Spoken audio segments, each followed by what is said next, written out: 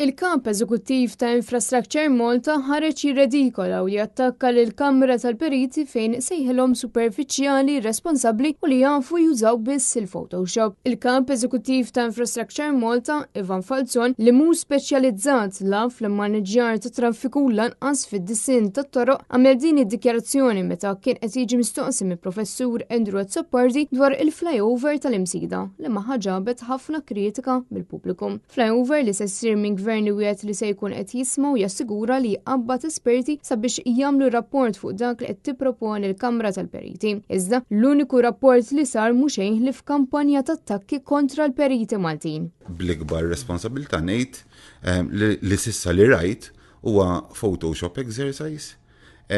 U llum wara li għandi ftit iżjed dettalji ngħid li min għamel dak il-proposta huwa responsabbli.